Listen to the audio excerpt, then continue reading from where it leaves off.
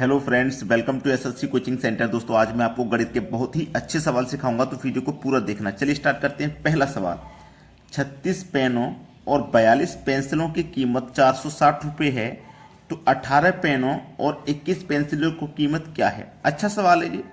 वैसे तो आपको इसको अलग अलग निकाल के करोगे, लेकिन मैं आपको एक शॉर्टकट तरीका बताऊंगा कि आपको सबसे पहले क्वेश्चन को ध्यान से देखना है।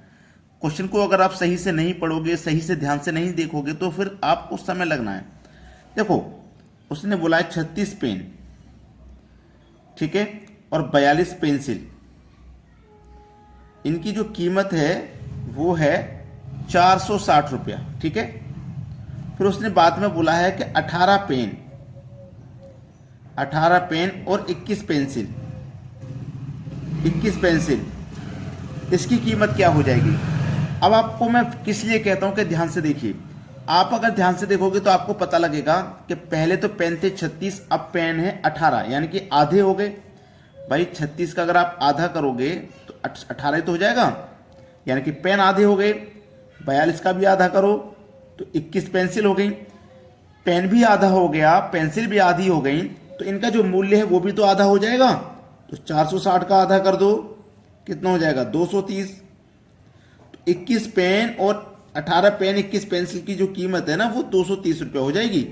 ये आपके सवाल का हो जाएगा यहाँ पे बिल्कुल सही आंसर, 230। पहला ऑप्शन बिल्कुल सही जवाब है। अब देखेंगे अगला प्रश्न। अगला सवाल है, दो संख्याओं का गुणनफल 32 है तथा उनका औसत 6 है, तो उनके घनों का योग क्या है? अच्छा सवाल है। दो संख्याओं का गुणनफल 32 है। कोई दो संख्या लो जिनका गुणा 32 आ जाए, है ना। तो देखो, हम कौन कौन सी संख्या ले सकते हैं जिनका गुणा 32 आ जाए?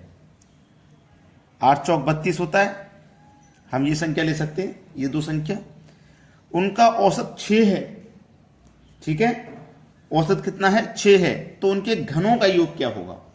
बड़ा ही अच्छा सवाल है, बेहतरीन क्वेश्चन। देखो, सबसे पहले प्रश्न को मैं फिर से कहूंगा कि प्रश्न को एक बार ध्यान से पढ़ो। प्रश्न को एक बार ध्यान से पढ़ो। दो संख्या हैं, उनका जो औसत है वो 6 है, औसत 6 है। अब संख्या का गुना औसत से करते हैं तो आपको योग पता लगता है, तो योग 12 हो जाएगा, ठीक है। योग 12 हो जाएगा। यहां पे हमने देखो 8 और 4 दो संख्या ली थी जिनका गुणनफल 32 आया था, है ना। और 8 और 4 को अगर हम जोड़ेंगे, 8 और 4 को जोड़ेंगे तो 12 ही मिल जाएगा, 12 मिल जाएगा। तो दोनों कंडीशन हमारी सेटिस्फाई हो गई। पहली संख्या और दूसरी संख्या कौन कौन सी है? 8 और 4 हैं। अब इन्हीं 8 और 4 का क्या करेंगे? घन, यानी कि क्यूब। तो 8 का क्यूब होता है 512, 4 का क्यूब होता है 64। दोनों को जोड़ दो, योग पूछा है ना, दोनों को जोड़ दो। 2 और 4 मिला के 6, 1 और 6 7, ठीक है। 1 और 6 7, 5 आ जाएगा, मतलब 576। 576 मिलेगा डी ऑप्शन में। ये आपके सवाल का हो जाएगा यहाँ पे बिल्कुल सही जवाब। अब देखेंगे अगला प्रश्न। अगला सवाल है, दो संख्याओं का योग 20 तथा अंतर 2 है, तो उनके वर्गों का योग क्या होगा? देखो, ऐसा सवाल कभी भी आ जाए, ठीक है, तो इसमें बड़ी संख्या और एक छोटी संख्या होती है, ठीक है। बड़ी संख्या और छोटी संख्या इसमें निकालनी होती है, याद रखना। और वो कैसे निकालते हैं? जैसे मान लीजिए आपको निकालनी है बड़ी संख्या, ठीक है, बड़ी संख्या आपको निकालनी है, तो कैसे निकालेंगे? जो आपके पास योग है उसको लिखना, जो अंतर है उसको लिखना, और दोनों को जोड़ के 2 से डिवाइड कर देना। 20 और 2 22, 2 से डिवाइड कर देना 11, ठीक है। ये तो हो गई बड़ी संख्या। अगर आपको छोटी संख्या निकालनी है तो बड़ी संख्या लिखना, अंतर कर देना छोटी संख्या से, यानी कि जब बड़ी निकालते हैं तो दोनों को जोड़ देते हैं, और छोटी निकालते हैं तो दोनों का अंतर कर देते हैं, ठीक है। समझ में आ गया? कितना आ जाएगा? 9। ये छोटी संख्या होगी। अब उसने बोला था उनके वर्गों का योग, यानी कि बड़ी संख्या और छोटी संख्या के वर्ग का योग। दोनों का वर्ग कर दो भाई। 11 का वर्ग करोगे तो 121 आ जाएगा, और 9 का वर्ग करोगे तो 81 आ जाएगा। दोनों को जोड़ दीजिए, 1 और 1 2, 12 और 8 20, 202 हो जाएगा। सी ऑप्शन बिल्कुल सही जवाब है। अब देखते हैं अगला सवाल। अगला सवाल, यदि 3 क्रमांगत संख्याओं का योग 15 है, तो उन संख्याओं का गुणनफल कितना होगा? अच्छा सवाल है। 1 2 3 संख्या, योग कितना है? 15, कितनी संख्याओं का? 3 का, तो 3 से डिवाइड कर दो, कितना आ जाएगा? 5। ये जो 5 आया है ना, यही बीच वाली संख्या है। अब क्रमांगत संख्या है तो 5 के आगे 6 आएगी और 5 से पहले 4। इनका गुणनफल कितना होगा ये बताना। 4 पंजे 20, 20 का गुना 6 से कर दो तो 120। ये आपके सवाल का है सही आंसर। क्लियर होगी बात सभी को? 120 पहला ऑप्शन सही जवाब हो जाएगा। अब देखेंगे अगला सवाल। अगला सवाल है, यदि a की पावर 3 प्लस b की पावर 3 बराबर 72 और a इंटू बी बराबर 8 तो a प्लस b का मान क्या होगा?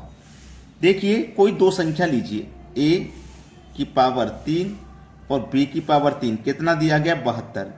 यानी कि a और b कोई दो संख्या लीजिए जिनका क्यूब करने पे 72 आ जाए। जिन दोनों का क्यूब करके अगर हम जोड़ दें तो 72 आ जाए, और उन्हीं दोनों संख्याओं का मल्टीप्लाई हमारा 8 आ जाए। ठीक है, तो 4 दूनी 8 होता है, और इसका मान अगर मैं 4 लूंगा तो 4 की पावर 3 का मान 64, इधर 2 लूंगा, 2 की पावर 3 का मान 8, और इनको जोड़ दूंगा तो ये 72 हो जाएगा। कंडीशन सेटिस्फाई हो गई ना। अब a प्लस बी का मान बताना है क्या होगा। तो a आपका 4 है, b आपका 2 है, दोनों को जोड़ दो 6 हो जाएगा। आपका आंसर 6 हो जाएगा। सी ऑप्शन बिल्कुल सही। अब देखते हैं अगला सवाल। अगला प्रश्न है, x की पावर 3 माइनस वाई की पावर 3 का मान ज्ञात करें यदि x माइनस वाई बराबर 4 और x इंटू वाई बराबर 12 है। ठीक है, चलिए, x माइनस वाई बराबर हमारे पास 4 दिया गया है। ठीक है, x इंटू वाई बराबर 12 है, और पूछा है हमसे x की पावर 3 माइनस वाई की पावर 3 का मान क्या होगा। ठीक है, चलिए, कोई संख्या में लूंगा जिसमें से y को माइनस करने पे 4 आएगा, प्लस का 4 आएगा, तो ये मैं 8 ले सकता हूं, 8 में से 4 जाएगा 4। 10 ले सकता हूं, 10 में से 6 जाएगा 4। ऐसी तो है, 4 लेके आना है हमें माइनस करके। लेकिन पहले मैं वो दो संख्या देख लूं जिनका गुणा करने पे 12 आता है। तो आप कहोगे सर 6 दूनी 12 होता है। ठीक है, 6 दूनी 12, और अगर मैं 6 में से माइनस करूंगा 2 तो ये भी मेरे पास 4 आ जाएगा। और अगर मैं 6 की पावर 3 लूं, 6 की पावर 3 माइनस 2 की पावर 3, तो 6 की पावर 3 का मान कितना होता है? 6 की पावर 3 216। भाई 6 का क्यूब कितना होता है हमारे पास? 6 का क्यूब होता है 216। ठीक है, 216, और यहाँ पे 2 का पावर 3 कितना होता है? 8 होता है, और इसको कर दो अंतर, 216 में से घटा दो 8 तो बचेगा कितना? 208 बचेगा, जो कि हमारे बी ऑप्शन में दिया है। ये सवाल का सही जवाब है। अब देखेंगे अगला सवाल। अगला प्रश्न है, एक्स वाई बराबर 18 और x square plus y square बराबर 45 है, तो एक्स प्लस वाई का मान क्या होगा? देखो, एक्स गुने वाई हमारे पास 18 है। कोई दो संख्या ऐसी लेनी है जिनका मल्टीप्लाई करने से 18 आ जाए। तो देखो, 6 तिया 18 होता है और 9 दूनी 18 होता है। संख्या इन्हीं में से आएंगी, है ना। ठीक है, x square plus y square को जोड़ेंगे हम दोनों संख्याओं का तो 45 आ जाना चाहिए। तो हम इन संख्याओं को दोस्तों नहीं ले सकते, इसको नहीं ले सकते, क्योंकि अगर मैं 9 का स्क्वायर लूंगा तो वो 81 हो जाएगा। मुझे जोड़ के बताना 45, ये तो बहुत ज्यादा हो जाएगा ना, इसको नहीं लेना। फिर ये दोनों संख्या लीजिए, 6 इंटू 3 बराबर 18, 6 का क्यूब स्क्वायर है ना, 6 का स्क्वायर 36 प्लस 3 का स्क्वायर 9, और दोनों को जोड़ेंगे तो 45। क्लियर होगी ना बात। बताना क्या है? एक्स प्लस वाई बताना है। एक्स का मान 6 है और वाई का मान 3 है, दोनों को जोड़ दो, आंसर आ जाएगा 9 आ जाएगा, जो कि हमारे डी ऑप्शन में दिया गया है। ये सही जवाब है। अब देखते हैं अगला सवाल। अगला सवाल, यदि a प्लस बी बराबर 3 और a भी बराबर -4, फिर इतना इसका मान क्या होगा? अब इतना सब कुछ कराने के बाद मैं आपको एक सवाल तो होमवर्क के लिए दे ही सकता हूं, ताकि आप प्रैक्टिस कर सकें। ठीक है, तो ये जो सवाल है ना आपके लिए होमवर्क है। इस सवाल का जवाब आप हमें कमेंट में बताएंगे क्या आएगा। ठीक है दोस्तों, धन्यवाद।